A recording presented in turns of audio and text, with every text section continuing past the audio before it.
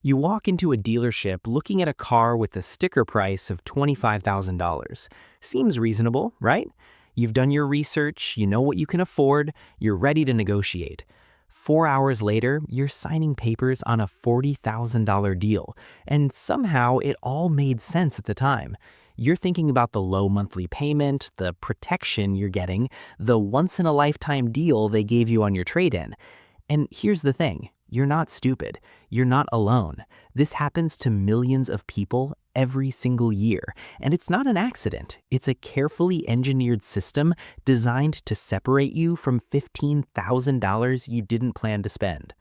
My name's Rihan, and I spend way too much time thinking about why people make terrible financial decisions even when they know better. If you're someone who's ever walked into a car dealership with a budget and walked out wondering what the hell just happened to your bank account, make sure to hit that subscribe button and give this video a thumbs up if this helps you out. Look, I want to be very clear about something right off the bat. Car dealerships are not charities. They're not your friends. They're businesses designed to maximize profit, and they've had literally decades to perfect the art of psychological manipulation combined with financial complexity, and they're really, really good at it. Here's what most people don't realize. When you think you're negotiating over the price of a car, you're actually entering a game where you don't even know all the rules, and the dealer has already decided how much they're going to make off you before you even walk through the door. According to a 2023 study by Edmunds, the average car buyer pays approximately $3,000 more than they needed to. But that number, that's actually a conservative estimate because it only accounts for the obvious stuff. When you factor in the financing tricks, the add-ons, the extended warranties, and all the other garbage they layer on top, we're talking about $10,000 to $15,000 in completely unnecessary spending. $15,000. Think about what else you could do with $15,000. That's a down payment on a house in many markets. That's a year of maximum 401k contributions. That's enough to pay off multiple credit cards. But instead, it's going straight into the dealership's pocket. Most dealerships use something called the four-square method, and understanding this one tactic alone could save you thousands of dollars. Imagine your salesperson draws a square on a piece of paper and divides it into 4 quadrants. In the top left, they write the vehicle price, top right, the down payment, bottom left, the monthly payment, bottom right, the trade-in value. Now, here's the thing, and this is crucial.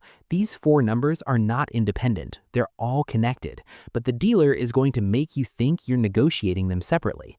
They're going to move numbers around, show you different combinations, make it feel like you're getting a great deal in one area while they're absolutely destroying you in another. Let me give you a real example with actual numbers so you can see how insidious this is. You want to buy that $25,000 car. You've got a trade-in worth $8,000 and you want to put $5,000 down.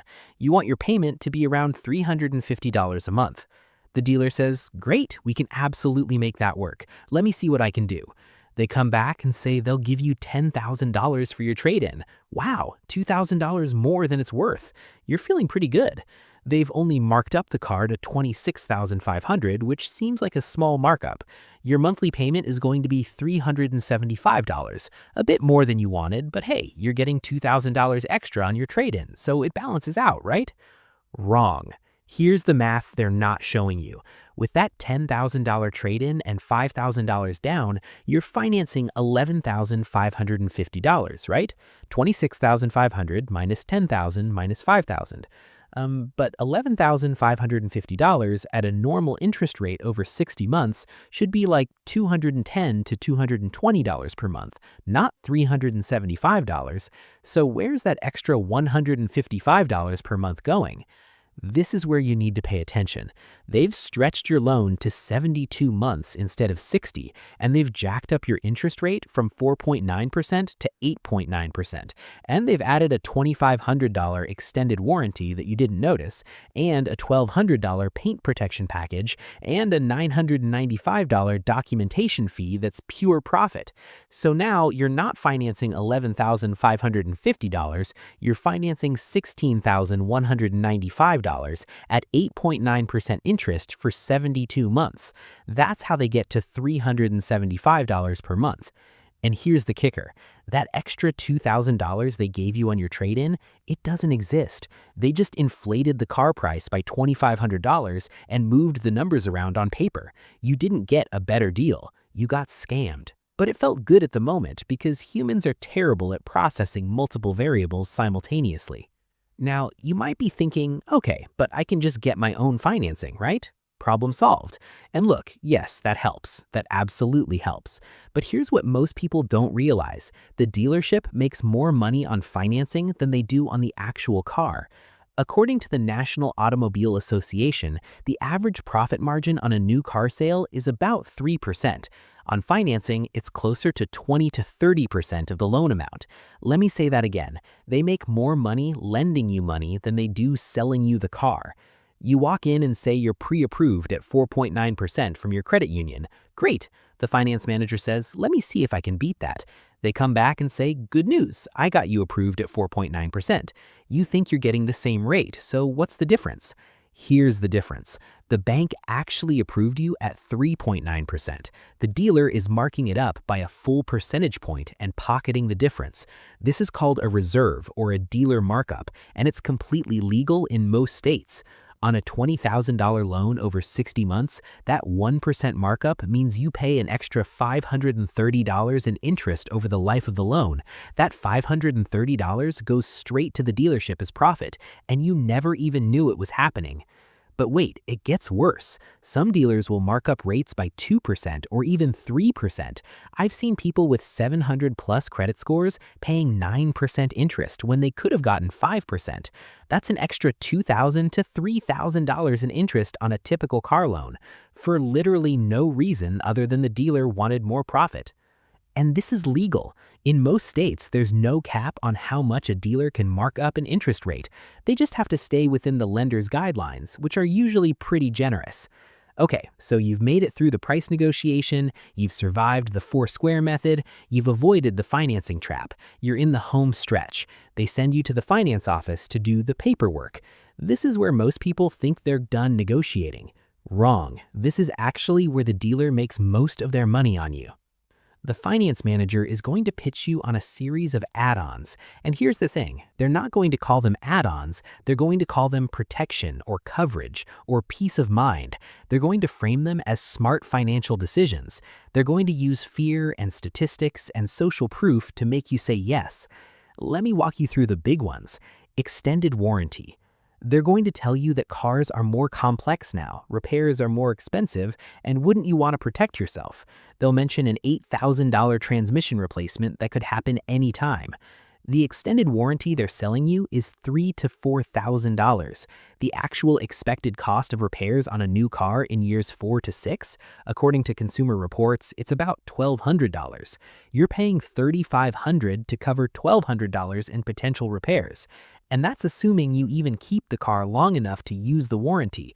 The majority of extended warranties never get used. Gap insurance. They'll tell you that if your car gets totaled, your insurance won't cover the full loan amount. This is actually sometimes true, but here's what they won't tell you. Gap insurance from your auto insurance company costs about $20 per year. The dealer wants to charge you $795 for the same coverage. That's a 4,000% markup.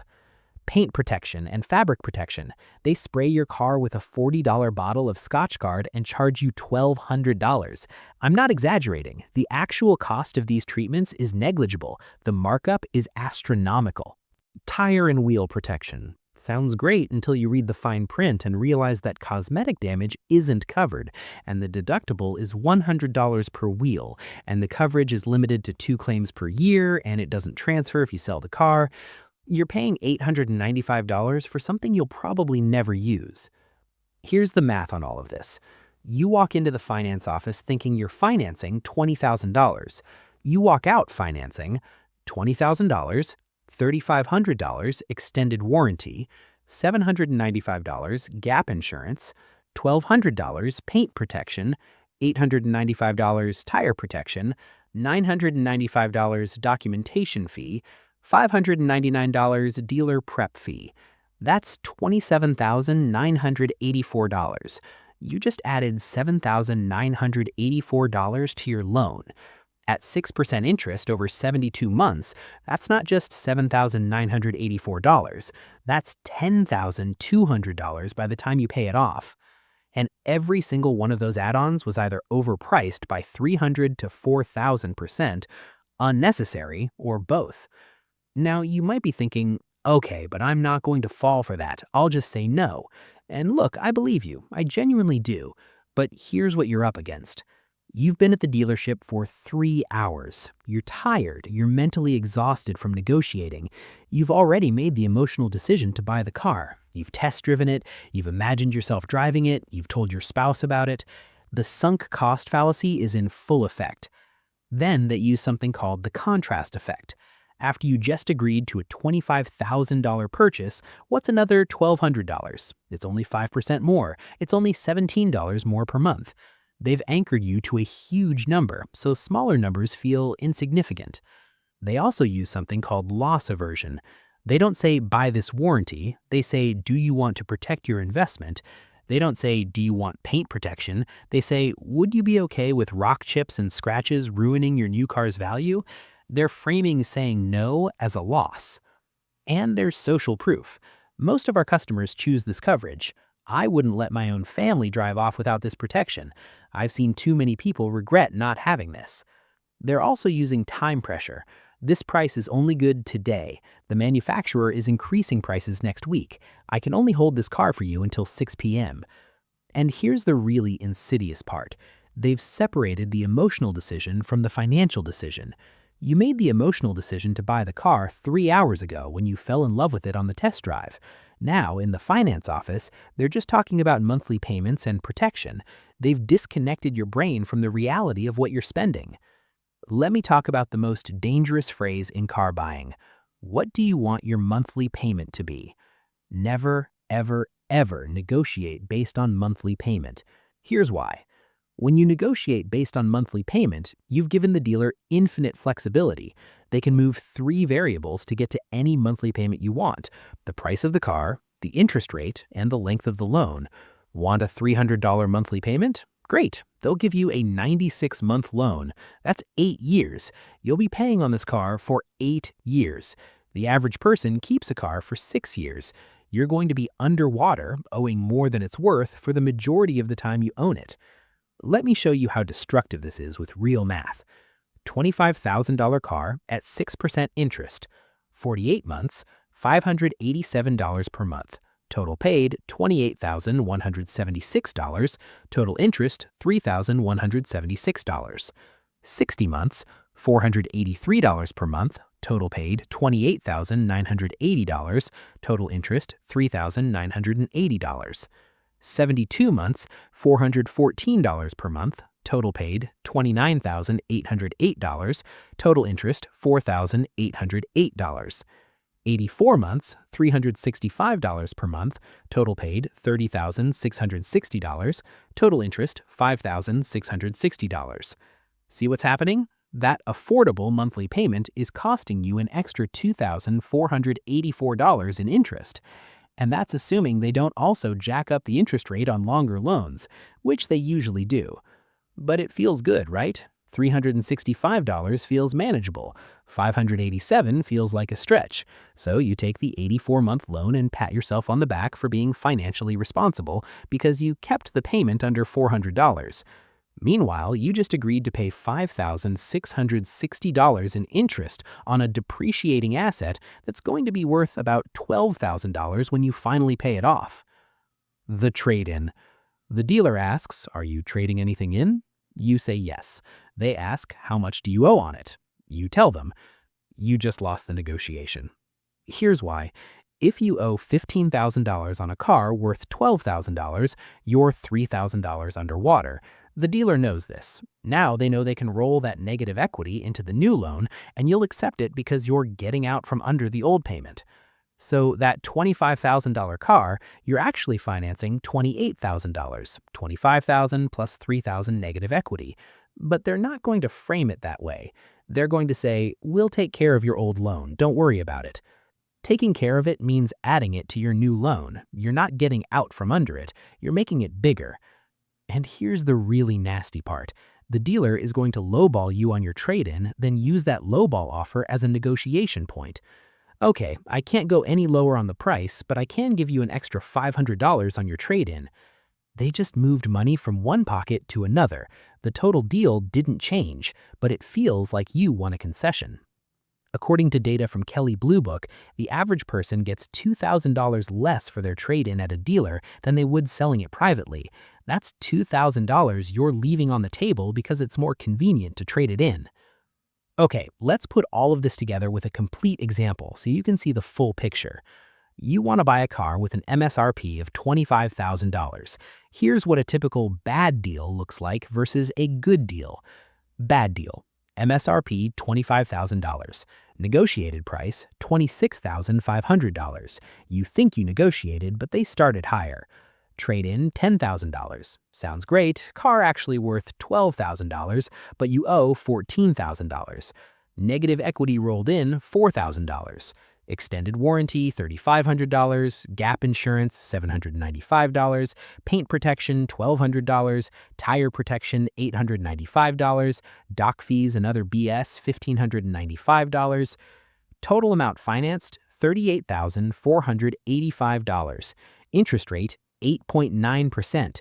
You qualified for 5.9%. Loan term 84 months. Monthly payment $588. Total paid over life of loan, $48,552.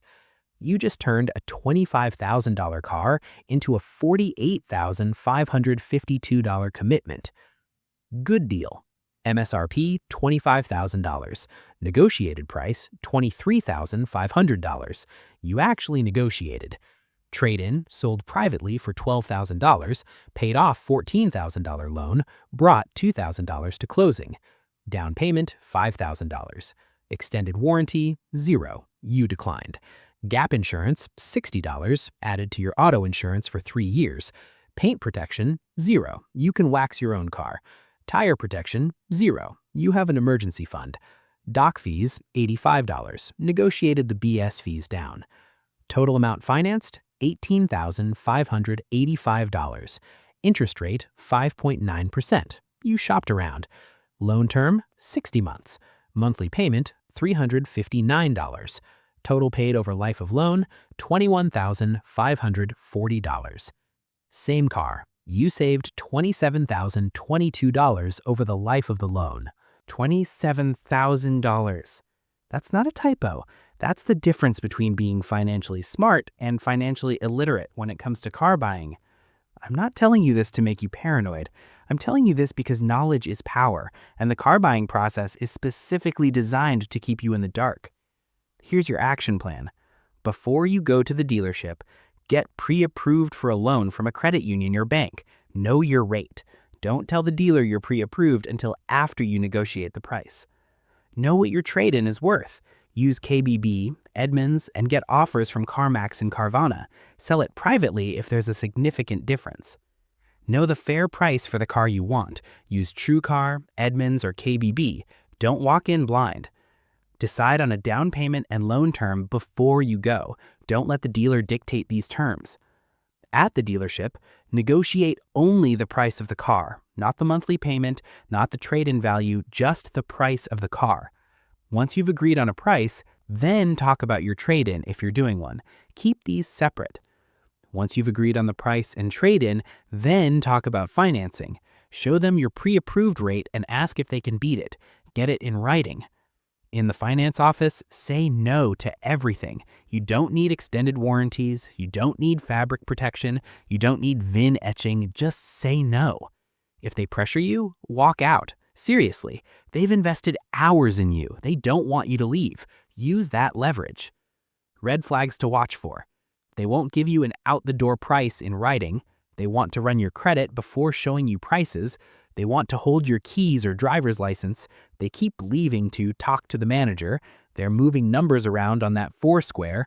They're talking about payments instead of price. The finance manager is spending more than 10 minutes pitching add-ons. If you see any of these, be on high alert. The car buying process is designed to be confusing. It's designed to be exhausting. It's designed to make you make bad decisions. None of this is an accident.